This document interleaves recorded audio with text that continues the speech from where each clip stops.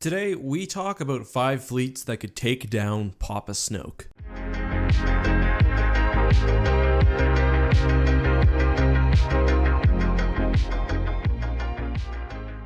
Hey guys, this is EckhartsLadder. Hello and welcome to another Star Wars Legends lore episode. Today's content is once again sponsored by the fine folks over at the EckhartsLadder Discord. Do you like talking about Star Wars, Halo, Warhammer, or basically anything else? Make sure to join the Discord and you can converse with me and thousands of others. So what exactly are we looking at today? We're going to be talking about 5 fleets that could take down Snoke's Armada as it appears within The Last Jedi. I've talked about Snoke's ships before. After seeing The Last Jedi, obviously he has the Mega Star Destroyer, and I guessed about 12 Resurgence class Star Destroyers. Well, out comes the visual dictionary telling us that the Supremacy actually had 30 support ships. That's insane. Each Resurgent is 3 kilometers long, and certainly has enough weapons to be considered a battlecruiser within a Star Wars Legends sense. Also, of course, the MSD itself is 60 kilometers wide, and undoubtedly armed with the most advanced weapons and shields available. I had to dig pretty far into Star Wars Legends to find 5 collections of ships that could take down this massive force. I've organized things so the more familiar fleets are first, and then further along the list we get, the more obscure we get. So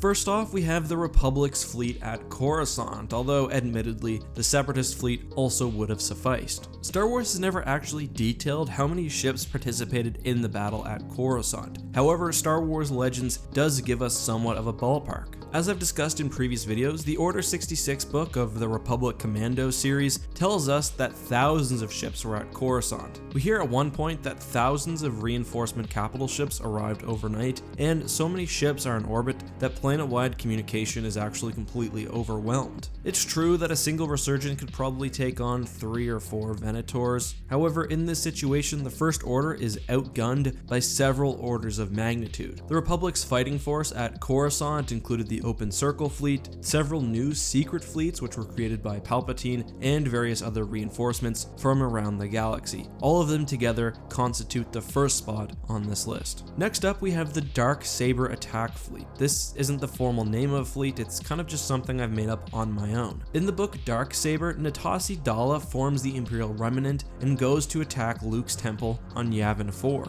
With her, she brings the Nighthammer Super Star Destroyer, 17 Imperial class Star Destroyers, and 20 victories. Now alone, those obviously aren't enough ships to beat Snoke's fleet. However, there's also the Crimson Command. The Crimson Command was comprised mostly of red Victory class Star Destroyers. About 20 of these ships actually went with Dala to attack Yavin. The rest of the fleet, which likely had over 80 ships and was under the command of Pelion, was en route to the moon after being pushed away by the Jedi. For this spot, we'll imagine that the entire Crimson Command is unified with Dala, so in total we have the 1 Executor class Super Star Destroyer, about 100 plus victories, and then a handful of Imperials. These are just estimates. The exact number of the ships within the Crimson Command is kind of sketchy. We know at one point there's about 70, then additional ships are added, then some are taken with Dala. Regardless, this would be a very flexible and mobile fleet, and the battle would be extraordinarily tight. But with 100 plus Victory class Star Destroyers, ships which pack a lot of firepower but are also quite fast, plus several imps and a Super Star Destroyer, I think the Imperials could take it. Next up at number 3, we have the fleet used by the Reborn Emperor during Operation Shadow Hand.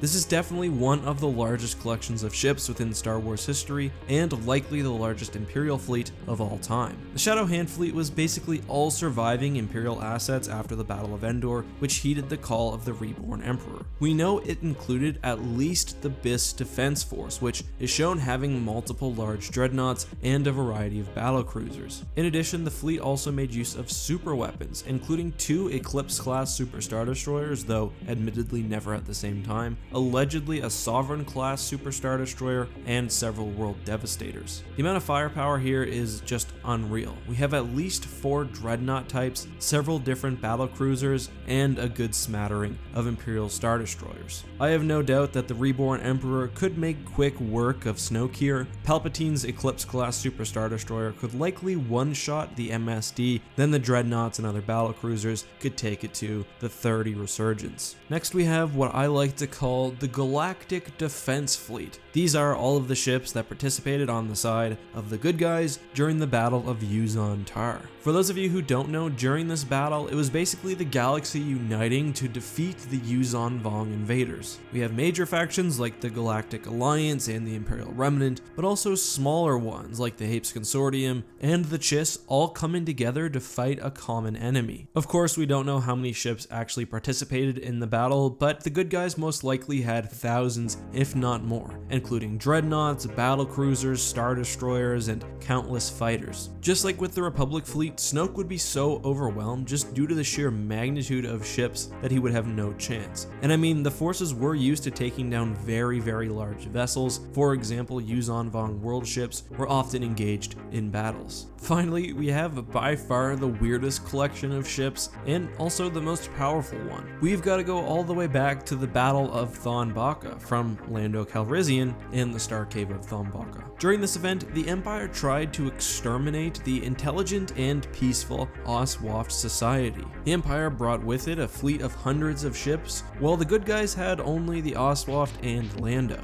That is, until the introduction of the mighty machine race known as the Silentium. I've talked about this a few times, so I thought it'd be nice to actually look into the book and get some direct quotes. It was a starship, but it was at least 50 kilometers in diameter, a smooth, featureless, highly polished ovoid of silvery metal. Another identical monster followed close behind it. Far to the rear, Lando watched as others, countless others, penetrated the supposedly impenetrable wall of the Thon Baka as if it were so much fog. Hundreds, thousands, hundreds of thousands. Some fool aboard the recalcitrant opened fire with the new meter-thick destructor beam, deep green and hungry. A red beam from the leading foreign ship met the green one squarely, forced it back a meter at a time until it reached the Navy cruiser. A pause, then the recalcitrant became a cloud of incandescent gas. Cease fire or be destroyed. There will be no other warning. So we've got hundreds of thousands of giant 50-kilometer machine beings. I think Snoke doesn't have much of a chance against those odds. So if you're General Leia trying to reach your buddies in the Outer Rim,